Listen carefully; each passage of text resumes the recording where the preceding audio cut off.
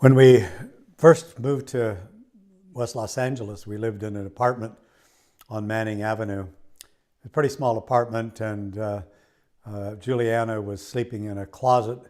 So when we found that Ruth was pregnant with our fourth child, Maddox, I had to find a place for us, a bigger place to live, and was fortunate to find a beautiful home in Cheviot Hills. And with borrowing some money from a doctor friend, we were able to purchase the home on in Cheviot Hills. And it turned out to be an absolutely wonderful home and neighborhood for us. The house itself was beautiful, and the neighborhood was full of wonderful neighbors and friends. There are many members of the church who lived in Cheviot Hills or nearby, so we had a very close community. We had an annual Christmas party that turned out to be one of the great experiences of our family life, when everyone got together and everyone brought food and we sang carols and just had a really great time. But there were many other neighborhood experiences and lots of things relating to the church. It was during this time that I was invited to become the second editor of Dialogue. And Dialogue, a Journal of Mormon Thought, had started at Stanford under the direction and editorship of Eugene England and Wesley Johnson. And I had received the first issue when I was still in graduate school. And I remember even to this day how excited I was to receive this issue. And I sat down and read it from cover to cover. And it spoke to me so directly and in such a beautiful way that I wanted to be part of it. So I wrote to the editors and told them that I was interested in helping. So when I came west, I went to Stanford and met the editorial staff and began to get involved as editing special issues and editing certain sections of the journal. So it was really a wonderful thing to be asked to be the second editor and to move the editorial offices from Stanford to UCLA. I was able to get office space in the university religious conference, where was the house, really the center for all of the religions on campus. And that was really a nice experience because it put me in touch with the directors of religious studies and a number of other religious traditions, and that was a very enriching experience. I'd mentioned before that after 7 years, I missed getting tenure by one vote at UCLA, and that my first impression of that was to feel like I had been a failure, that it was a very unfortunate thing. And with that disappointment and depression over that, so that I learned that on Friday, and I mentioned the compliment that the chair of the department paid to me. And the next morning I got up early, wrote a note to Ruth and said I'm going away for a day or two.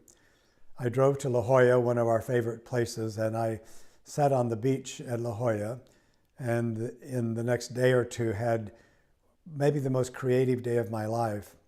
And I realized at the moment that was happening that I had been trying to fit myself into a very narrow professional label or a frame, and that really what I was an educational entrepreneur. I was an educational innovator, and that I felt a burden lifted from me to try and be a kind of a narrow focused scholar.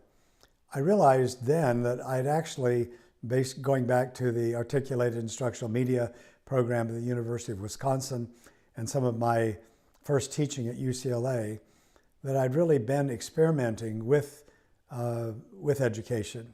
I think I used the English department's entire budget for film and tape, trying to find ways of making my classes more interesting and more innovative. And so what happened on the beach at La Jolla is that I kind of had an inspiration for the kinds of teaching and the kinds of scholarship and the kinds of learning that I wanted to do.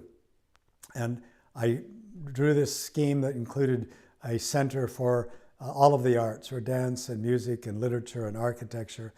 And that at that center, people would come to the center, and courses and innovative experimental education would go out from that center. So it was kind of interesting that when I didn't get tenure, I was invited to direct the Department of Humanities and then the Department of the Arts at University Extension, and was in charge of continuing education in these very large and very rich fields, which were very much, I found myself continuing to break away from the confines of a single department and to integrate my thinking and my learning and my teaching by bringing in other traditions and bringing in the arts to integrate with the humanities. And over the course of the 17 years that I was at UCLA Extension, I built that department into the largest and most successful continuing education program in the world. We had, before I retired, my department included a staff of 70, a part-time instructional staff of 1,000, and 35,000 part-time students a year in all of the disciplines of the arts and some of the humanities as well. It was, in a way, not getting tenure was freeing me to do what were my natural impulses, that is to follow them. And so at UCLA Extension, during the time I was there, I was able to do everything or anything that I wanted. I was confined only by being able to do programs in Los Angeles County and any place in the world outside of California, because the other UC campuses had the rest of California. So I immediately began hiring staff and using people who had shared the same vision that I did. And so we had travel study programs to various parts of the world. We had programs that took people from UCLA on national teaching tours. And it was at this time that I was able to take my first trip to Europe. Ruth had, by this time, was singing with the Roger Wagner Chorale. And the Roger Wagner Chorale, one of the world's great choral groups, was invited to go to Europe and sing, and to Israel. And so Ruth was going, and I was able to put together a program or a investigative travel program to Europe. So I went to London and to Paris, and on the basis of that set up continuing education programs in London and in Paris. And London, it was with the Victoria and Albert Museum, and a program in architecture, a program in theater.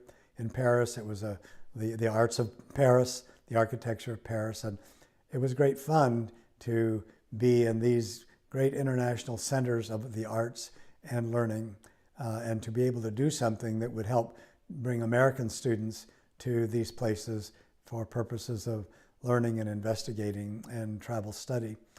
On the basis of those experiences, I set up programs with the Royal College of Art in London and the Royal College of Music, and also with Cambridge, the UCLA Cambridge program, whereby I would go over every year and working with the Department of Extramural Studies at Cambridge and with these other institutions, would design programs and then advertise those programs through UCLA Extension, and in the summer take students to study Shakespeare and English gardens and the choral traditions in England, or any other number of subjects.